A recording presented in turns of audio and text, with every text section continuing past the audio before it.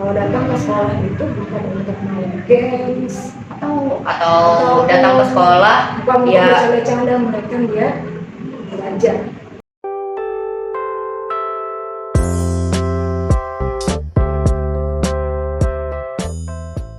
Halo semuanya, kembali lagi pada acara Ngobras Limas kali ini.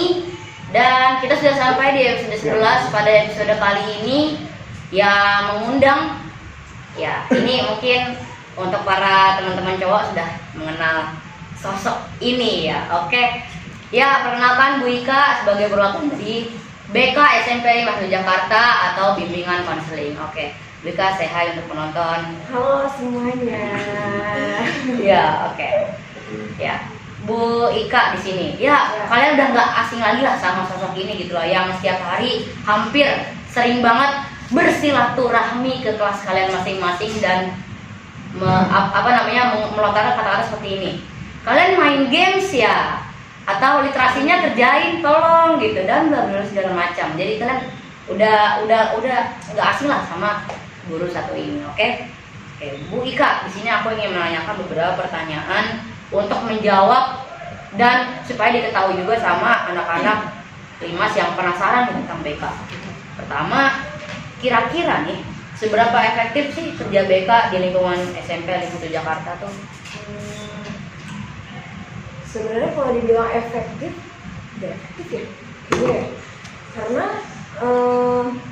kalau dibilang ya, kalau di sekolah-sekolah lain mungkin ya BK-nya itu belum seperti sahabat siswa ya. Iya. Kalau di sini menurut Zafran gimana BK-nya? Kalau misalkan Udah seperti sahabat siswa atau seperti polisi sekolah? Kalau misalkan di sini ya, ini sih untuk keseluruhan sih emang udah menjadi seperti teman, kayak teman mengingatkan, walaupun kadang kalau misalkan lagi di tengah-tengah main game ya ngeselin juga gitu. Ya, tapi secara keseluruhan emang udah jadi teman sih. Ya, nah itu sebenarnya mindsetnya kebanyakan orang tuh bilang ya BK itu seperti polisi sekolah. Padahal BK itu sebagai sahabat siswa. Sahabat anak siswa. Jadi yang berarti nih Zafran dipanggil ke BK itu bukan karena dia bermasalah ya, karena perlulah dibimbing si Zafran ini ya. Jadi yang ke BK itu bukan anak-anak yang bermasalah, melainkan semua anak, untuk semua anak ya.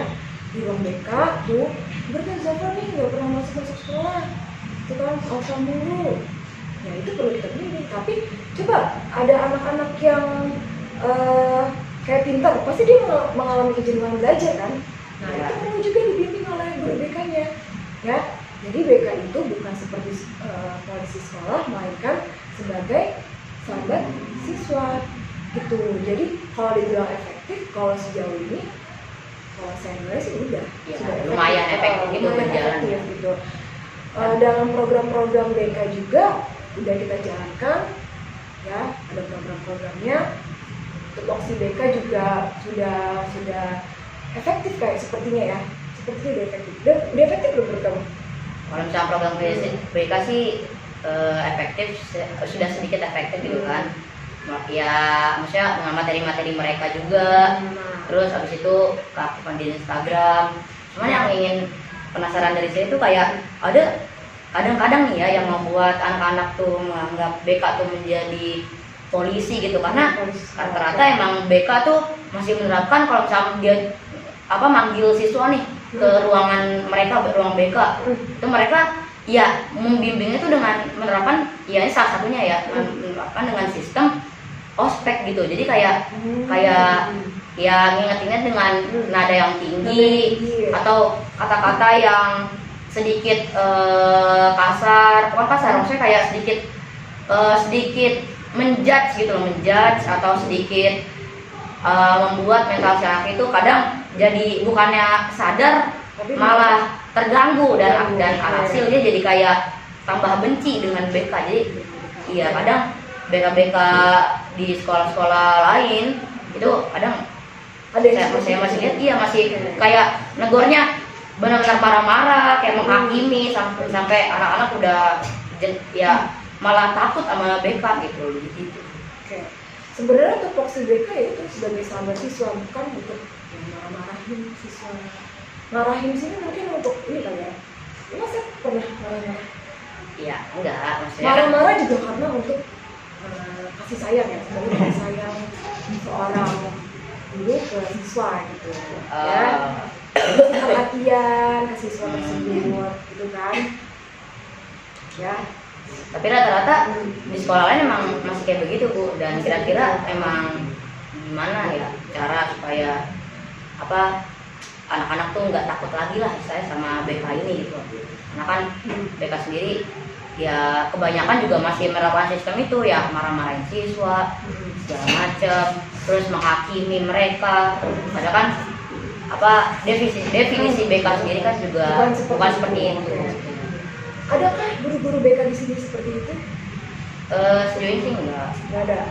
Paling emang apa ya sedikit wataknya aja terbawa, cuman nggak benar-benar ya nggak benar-benar apa namanya galak banget ke siswa juga nggak terlalu. Kayak sebenarnya guru BK kalau marah juga kan bersifatnya sayang ya. Bukan marah sih, lebih ke tegas kali ya. Tegas. Namanya guru kan harus melindungi siswa, masa siswa salah terus kita membiarkan saja? Kan nggak mungkin. Ya. Oke, lanjut. Oke. Yang kedua, gimana cara BK menanggapi mindset siswa yang menganggap BK itu adalah musuh mereka? Cara menanggapinya seperti apa? Menanggapinya. Ya. Karena kan rata-rata apalagi di sekolah 51 ini ya Bu ya, masih banyak anak-anak yang menganggap kalau BK tuh walaupun udah diperlakukan dengan secara baik gitu, secara selayaknya, kan masih banyak anak-anak yang menganggap kayak BK nih ngeselin banget tiap hari ketemu, kayak misal dari kantin ke kelas ketahan makanannya, terus ada yang gak pakai atribut lengkap ditahan juga, diomelin. Gimana cara mengubah mindset mereka supaya nggak terus-terusan menganggap BK itu musuh mereka, kan ya emang sahabat mereka. Gimana kira-kira strateginya? Pendekatan sih ke anak-anak tersebut ya. Iya. Ya, sebagai teman. Kan kalian masih tahap remaja ya. Masih berapa? 14. Ya kisaran 14-15 lah. Ya, tahap remaja. Kalau tahap remaja itu ya kita perannya ya kayak sebagai sahabat. Pendekatan juga. Kira-kira ada nih mungkin ya beberapa siswa yang nggak pakai atribut. Karena ada masalah, atau kan dia nggak suka dengan atributnya, kan ada alasan. Iya, bisa jadi. Gitu ya. Mungkin nggak nyaman, atau apa gitu. Oke. Jadi saat menanggapinya kalau ada siswa yang bilang, oh ini BK sebagai musuh gua nih, Iya, nyebelin gitu. Nyebelin nih. Ya kita pendekatan lah sebagai teman, sebagai sahabat. Inisiatif tuh nanyain duluan gitu. Iya gitu. Oke. Ya, lanjut. Dan selanjutnya itu untuk sekarang kira-kira udah seberapa dekat nih BK dengan siswa-siswa yang ada di Limas gitu. Kira-kira tuh BK udah sedekat apa? Chemistry-nya lah, entah chemistry atau mungkin emang interaksinya atau emang kayak hubungan guru dan murid gitu loh. Kira-kira udah seberapa dekat nih? Kalau misalnya boleh di rating 1 sampai 10 gimana? Kalau dari saya, jadi kamu udah coba? Udah deket belum? Kamu dengan guru kamu? Sebenarnya sih belum semua sih. Ini kalau boleh jujur nih ya, belum semua. Cuman paling sama ibu, paling sama Miss Kiki, terus sama Miss Kiki, guru novel bahasa Inggris ya. Nongkrong di BK juga kan. Iya. Terus paling ini sama Bu Reni apa? Oke. Tapi emang untuk secara keseluruhan sih emang ya oke lah, masih bisa oke juga, nggak terlalu dekat banget tapi juga nggak terlalu jauh. Ya setengah-setengah lah. Jadi kalau misalnya mau dikasih rating mungkin 6 sampai 10, 6. Oke, 6. Ya. Kalau menurut saya dekat dengan siswa ya, Iya. sekitar 8. Secara keseluruhan ibu kan megang kelas 9. Iya. Secara keseluruhan kelas 9 itu emang udah Kelas 9 berarti udah melekat banget nih. Udah melekat. Udah melekat. Iya. Ya sih, Udah siapa yang melekat. kenal Bu Ika? Siapa yang nggak kenal Bu Ika coba? Nah iya. Udah melekat ya, karena menurut saya ya apa ya, sama anak-anak Di bawah enjoy. di bawah enjoy aja, nggak usah terlalu kaku, karena kan kalau BK itu kalau kita galak kan anak-anak takut dong. Iya. Ada yang kalau misalnya digalakin dia takut, ada yang galak dia malah balik galak. Galak. Tapi kalau tegas ya namanya guru kan ya kita harus tegas. Masa kalau anak salah kita ngebiarin aja, itu kan? Iya. Ya bahkan anak yang paling pendiam pun juga kenal lah sama Bu Ika gitu. Misalnya kelas 9. Anak yang paling pendiam pun pasti kenal sama Bu Ika, karena kelas 9 mana yang nggak pernah dikunjungin sama Bu Ika? Iya betul. Bahkan kelas atas pun kena dia. Kelas atas mana? 98, 97, ada juga sering di itu. Tapi paling sering emang di lantai 2 itu udahlah, udah sehari-hari itu dikunjungi. Jadi ya wajar. Iya, iya. Kelasku kan dari BK tinggal ngegeser doang. Makanya udahlah, tiap jam belajar gitu berisik dikit buka tek, udahlah. Kadang lucu, kadang nyebelin, kadang biasa aja, ya gitu sih. Tapi kayak kalau saya seperti itu, biar anak saya tuh ibu saya ya, biar belajar dengan sungguh-sungguh. Kalau datang ke sekolah itu bukan untuk main games atau datang ke sekolah bukan ya bercanda-canda, melainkan dia belajar berproses ya. datang ke sekolah tapi baliknya istilah itu nggak bawa apa-apa gitu kan. Jadi kalau dia main game terus nih, masa seharian main game terus, ya kan? Iya. Itu saya bertindak tegas biar anak-anak saya itu tidak terjerumus kepada hal-hal yang tidak baik. Oke.